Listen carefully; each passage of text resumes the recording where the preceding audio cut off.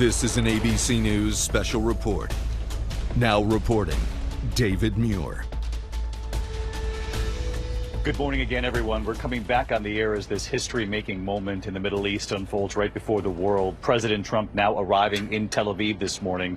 Air Force One landing just moments ago. His arrival coming just a short time after Hamas began releasing the remaining hostages being held in Gaza. In fact, there's new video now emerging showing Red Cross vehicles carrying hostages leaving a release site in Gaza City. The first 7 of 20 surviving hostages are now in Israel.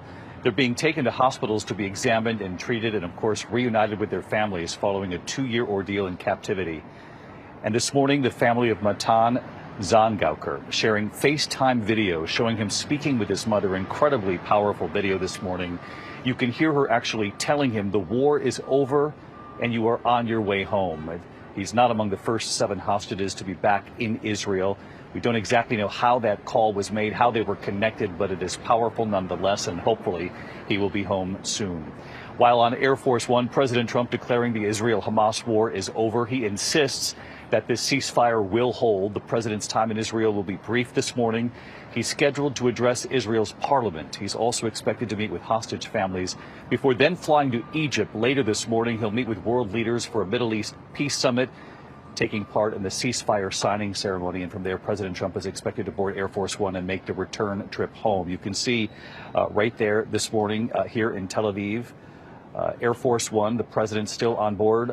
Benjamin Netanyahu, of course, the prime minister here in Israel, waiting for him on the tarmac. It had been reported leading up to this ceasefire in recent days that President Trump, though a close ally of Benjamin Netanyahu, also applied significant pressure on Benjamin Netanyahu that the time had come to end the war in Gaza. We're watching these pictures right here, along with our chief White House correspondent, Mary Bruce. Mary?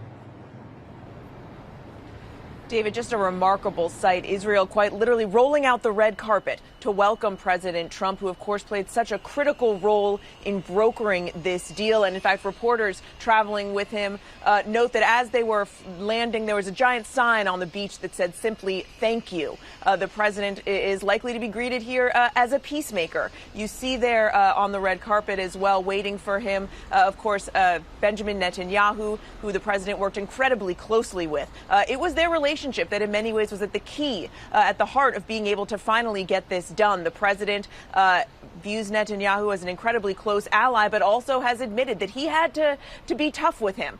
Those are the president's words, that he had to apply tremendous pressure on Netanyahu to finally get this deal over the finish line. And David, I think back to the fact that it was just 2 weeks ago exactly that we were at the White House, the president with Netanyahu there in the state dining room unveiling their 20-point peace plan. And to imagine that now, just 2 weeks later, that we are here in Tel Aviv watching the president arrive to celebrate this historic moment, the return of these hostages, it is a remarkable turn of events. And of course, you also see there on the tarmac the 2 men who negotiated this deal, not career diplomats, but rather 2 real estate developers. The president's Middle East envoy, Steve Witkoff, and his son-in-law, Jared Kushner, who, of course, has tremendous experience in the region. He worked on the Abraham Accords during the president's first term and also close business ties in the region.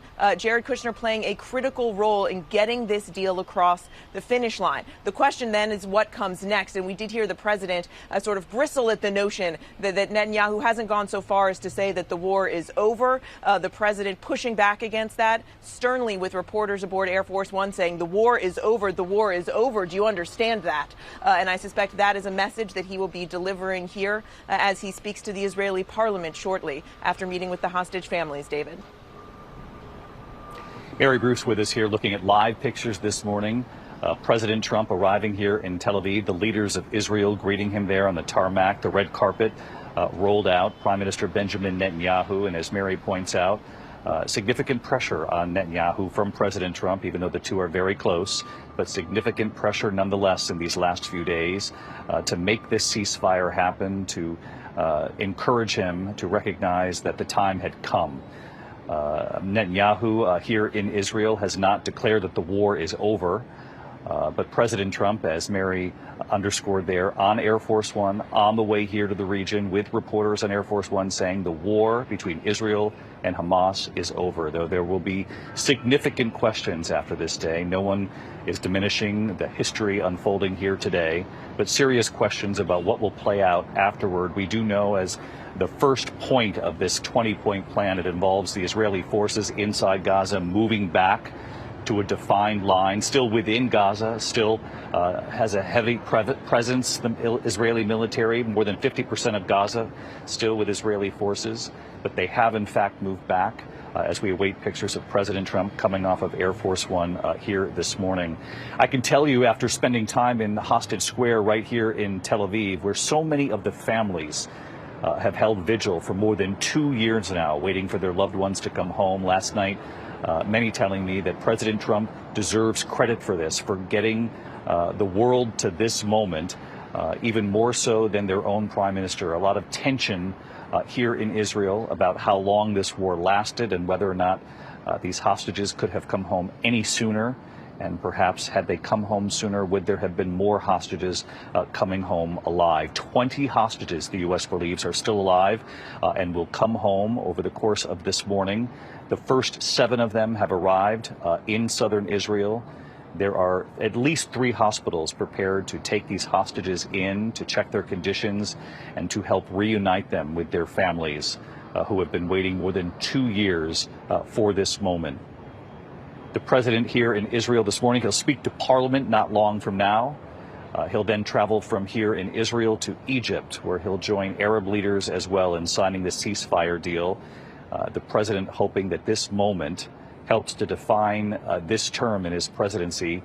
Extraordinarily proud. He talked about, before he was leaving Washington on this trip, talked about the importance that all sides are celebrating this moment, and the president himself saying that is a rarity. The first images here this morning of President Trump coming off of Air Force One, again being greeted by not only Israeli leaders, there you see him, but by his son-in-law Jared Kushner, his daughter Ivanka Trump. They spoke in Hostage Square Saturday evening right here in Tel Aviv to thunderous applause. Again, there is significant gratitude here on the ground in Israel for President Trump for applying that pressure, they believe, the necessary pressure to get Benjamin Netanyahu to end the war in Gaza and to bring the remaining hostages that are still alive, the 20 of them, home. Again, questions about the 28 others. They're believed to be dead, and the president himself has said that could take a little more time to bring them home. They're being unearthed, in his words, from several points within Gaza. You can see smiles exchanged there on the red carpet with the Prime Minister and the President of Israel as well, both greeting President Trump. Again, Steve Witkoff, the envoy, and Jared Kushner, the son-in-law, not career diplomats, but they will be defined as diplomats nonetheless, given their work, particularly on this extraordinarily significant moment, what it took to get this across the finish line, convincing Arab leaders. Jared Kushner has said in interviews in recent days that part of deal making is getting them to say yes first and figuring out how to get them to that point, get them to agree to end this first and then work out the details to get them here. And that's what we're witnessing here this morning. As we look at Prime Minister Benjamin Netanyahu and President Trump exchanging pleasantries, what a split screen that the world is witnessing this morning. The first of the 20 hostages who are alive on their way home to Israel. The first 7 have arrived here. Those remarkable images just a short time ago, a mother talking with her son still alive. He is yet to be returned to Israel, though somehow she was connected to him during a FaceTime, telling her own son that the war is over and you are on your way home. The president about to approach his own daughter, Ivanka, there on the red carpet. Again, Ivanka here with her husband, Jared Kushner, who played an outsized role in making this happen. Ian Pannell, who is in Hostage Square. Ian, I'm sure these pictures are being watched by the families, those who've kept vigil in that square for more than 2 years now. Yeah, I mean, it's President Trump that they like, and it's President Trump that they cheered as Air Force One came into land, and as he just came down the steps onto the red carpet to meet Prime Minister Netanyahu. I've been here multiple times over the last 2 years. This is the most incredible atmosphere. We think something like 60 or 70,000 people have come here. David, you've come down here. The main road, which is behind you, has been totally closed off by the sheer number of people here. You can see the flags flying, yellow flags to symbolize the hostages, the blue and white, the Star of David of the Israeli flag. A huge sense of relief and anticipation here. We're also seeing images of some of the hostages who seem to have been able to connect to their loved ones. You talk about one hostage speaking to his mother. He's not in the first 7, but we've just seen another image of a hostage talking to his wife via phone. Again, it's not clear how that's happened. It's hard to overstate what the last 2 years has been like for Israel. It has been an incredibly traumatic period, and finally people are starting to hope it could be ending. Ian Panel in Hostage Square in Tel Aviv. President Trump right here on the tarmac talking with Jared Kushner right now, his son-in-law. He's a smart guy, is what President Trump has said in recent days about the work of his son-in-law there with Ivanka, Steve Witkoff as well. And of course, the president later today will be flying to Sharm el-Sheikh, Egypt, where he'll meet with leaders from around the Middle East, Arab leaders who've gathered, he believed, just as important to getting this deal done. And of course, as we look at these images, we also know of the grave situation facing thousands of civilians inside Gaza who are now making that voyage back home. And we have reported here extensively on many of those families returning to their communities with nothing left, to the homes they once had. The extraordinary effort that it will take leaders of the Arab world and across this region to try to rebuild Gaza now for the civilians who were certainly caught in the middle of this awful conflict these last 2 years. Here in Israel, it is not lost on the people of Israel that it has been 2 years and a matter of days since the October 7th attack, and on the Jewish calendar, the religious calendar, it actually is 2 years to the day that they witnessed that horror unfold with Hamas terrorists coming across the border during that music festival where so many young people have been gathered and entering those communities, taking so many Israelis hostage, captive, some of them having returned home. And we've talked with so many families who call this moment bittersweet, and their bravery in saying that they have become almost family with all of the other families, grateful that their loved ones are coming home, but recognize the fact that their own loved ones will not be coming home. An extraordinarily bittersweet day for the families, again, who will not get their loved ones back, but so brave in saying they stand tall for the other families who will be seeing these 20 Israelis come back. We are learning right now that the second group is now in transit. The second group of Israeli hostages expected to be returned to Israel they are now underway. According to information received, this is from the Israeli Defense Forces. The Red Cross is on its way to an additional meeting point right now in the southern Gaza Strip, where several hostages will then be handed over to the Red Cross. We haven't been given a number as of yet, though we do know 7 are now back here in Israel. They will be checked out, their conditions. There are reports this morning, though ABC News has not confirmed them, but there are reports this morning that the images of the hostages being released shows them all walking, which, of course, if true, would be an extraordinarily encouraging sign for the families here who've waited more than 2 years for their loved ones to come home. Martha Raddatz, watching these images right along with the rest of us for our coverage. This is a defining moment of this Trump presidency, and the president himself knows the power of this moment in bringing these world leaders together in a world that knows that the Middle East has seen conflict over and over again. He declared on Air Force One, Martha, that the Israel-Hamas war is over. He was unequivocal in saying that, but there are real challenges ahead.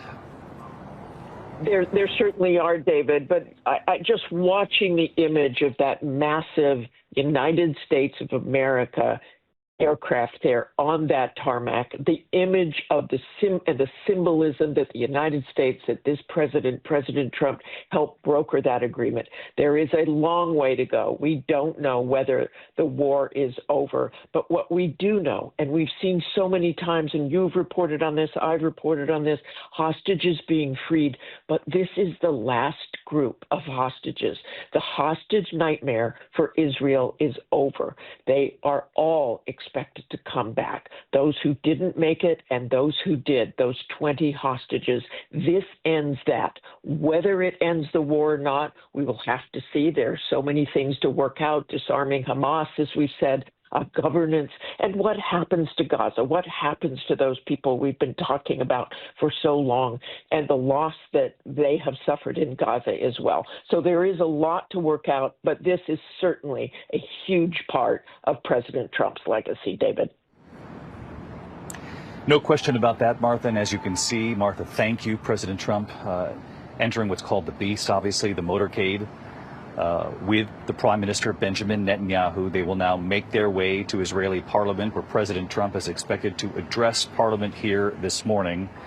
And again, we now know the second group of Israeli hostages are now on their way home. The first 7 are back on Israeli territory. And I want to read the names to you now for those who are watching ABC News live coverage from around the world. The 7 Israeli hostages who have returned: Matan Engerst, Elan Ohil, Eitan Moore, Gali Berman, Ziv Berman, brothers who've been held in captivity separately, but held in captivity from the very beginning.